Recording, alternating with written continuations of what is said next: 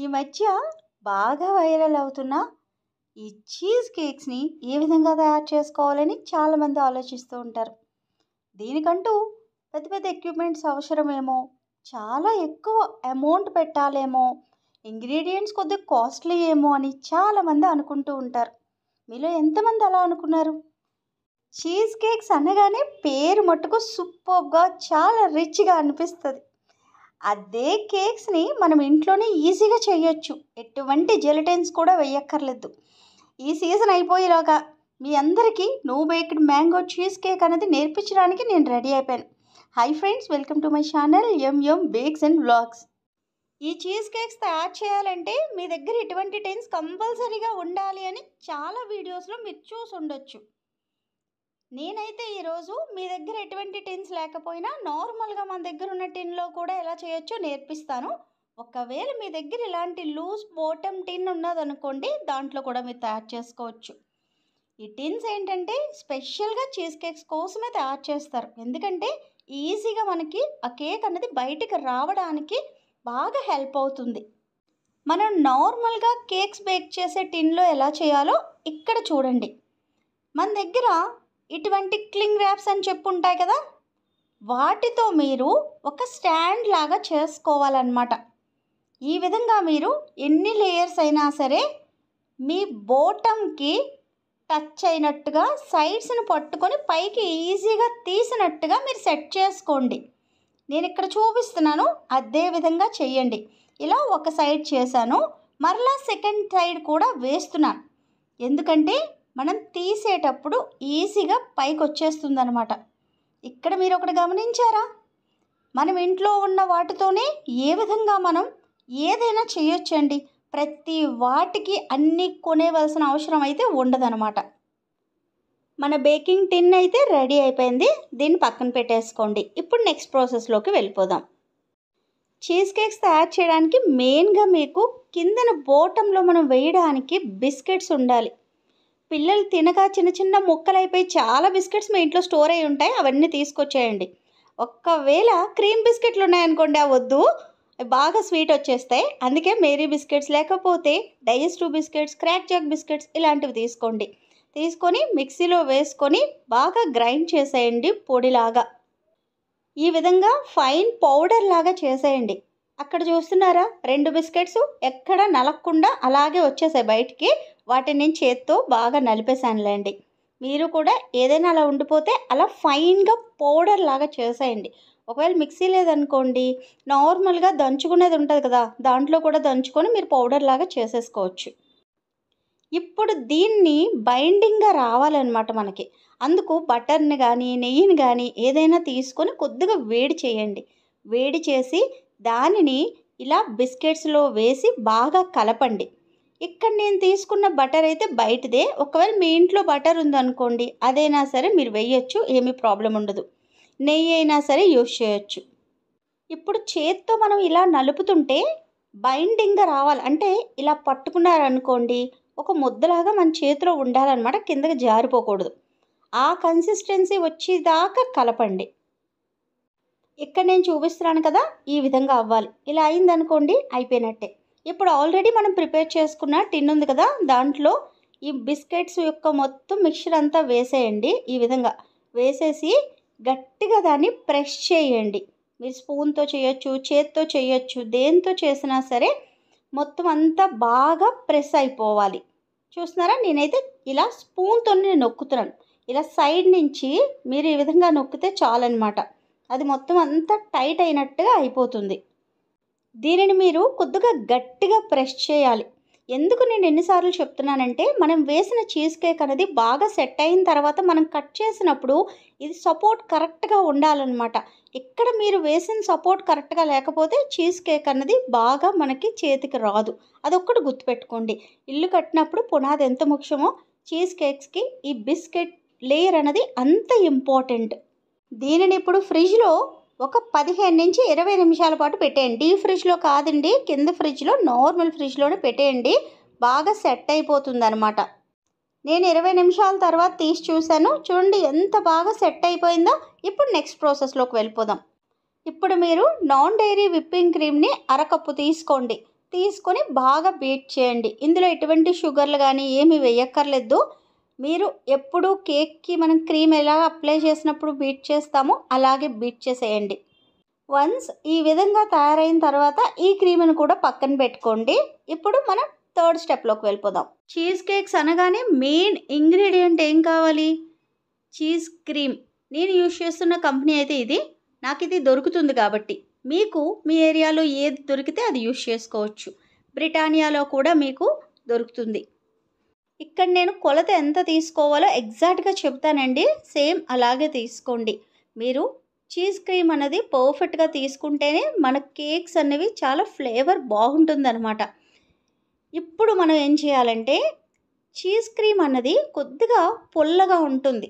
అందుకోసమే ఇందులో కొద్దిగా మనం షుగర్ పౌడర్ను కూడా యాడ్ చేయాలి. షుగర్ని తీసుకొని బాగా పౌడర్ లాగా చేసేయండి. అదే షుగర్ పౌడర్.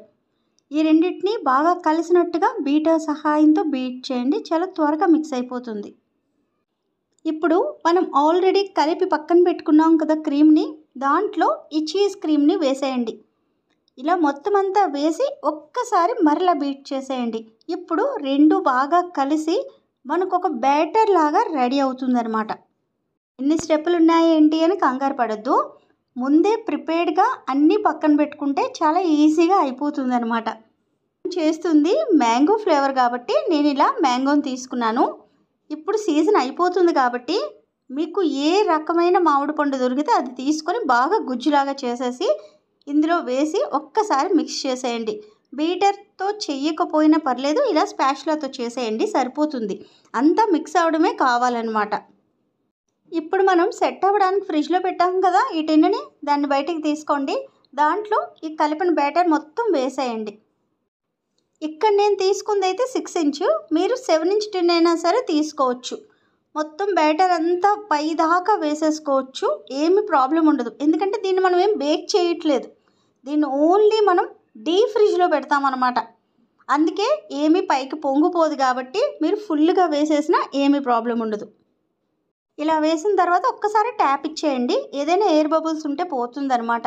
ఒకవేళ ఎయిర్ బబుల్ ఉందనుకోండి, కట్ చేసినప్పుడు అక్కడ హోల్ లాగా కనబడుతుంది, చూడ్డానికి బాగోదు. ఇప్పుడు మనం ఈ టిన్ని తీసుకువెళ్ళి డీప్ ఫ్రిడ్జ్లో పెట్టాలి. ఓవర్ నైట్ అంతా ఉండాలండి. దానిపైన ఎక్కడ ఐస్ క్రిస్టల్స్ లాగా రాకుండా ఉండడానికి ఇలా నేను మరలా క్లింగ్ ర్యాప్ వేస్తున్నాను. ఇలా మీరు కూడా చెయ్యండి. అలా చేయడం వల్ల ఏంటంటే ఐస్ అది మనకి పైన పడకుండా ఉంటుంది, ప్రొటెక్ట్గా ఉంటుంది. ఇలా వేసేసిన తర్వాత తీసుకువెళ్ళి డీప్ ఫ్రిడ్జ్లో ఓవర్ నైట్ అంతా పెట్టేయండి. మార్నింగ్కి మీ చీజ్ కేక్ అనేది రెడీ అయిపోతుంది. మార్నింగ్ లేవగానే అయిందా లేదా అని ఒక్కసారి టెస్ట్ చేశానండి, పర్ఫెక్ట్గా అయిపోయింది. టెస్ట్ చేయడం అంటే మనం అలా టూత్పిక్ పెట్టి చూడడం అలాంటివి ఏమీ కాదు. ఒక్కసారి పైన ఇలా నొక్కి చూస్తే మనకి సెట్ అయిందా లేదా అనేది తెలిసిపోతుంది. ఇక్కడ నేను చూపిస్తున్నట్టుగా మీరు క్లింగ్ ర్యాప్ మీద ఒక్కసారి అబ్జర్వ్ చేసి ఉంటే పైన చిన్న చిన్న క్రిస్టల్స్ లాగా ఉన్నాయి, అదంతా ఐస్ అనమాట. ఆ ఐస్ అంతా మనకి కేక్ మీదకి రాకుండా ఉండడానికే నేను అలా క్లింగ్ ర్యాప్ అనేది పైన వేశాను. ఇప్పుడు మీరు సైడ్ నుంచి పట్టుకొని మెల్లగా లాగండి. ఎవరైనా కానీ ఉన్నారనుకోండి ఇంట్లో, కొద్ది సహాయం అడగండి. కిందది వాళ్ళని పట్టుకోమనండి, పైనుంచి నెమ్మదిగా తీయండి. ఈ విధంగా నాకైతే ఇక్కడ ఎవరు సహాయం చేయడానికి లేరు, నేనే లాక్కుని పీక్కుంటున్నాను. ఒకసారి చూడండి ఎన్ని ప్రాబ్లమ్స్ పడుతున్నాను. అదే ఇద్దరు ఉన్నారనుకోండి, చాలా ఈజీగా పైన పట్టుకొని ఇలా లేపితే చాలు వచ్చేస్తుంది.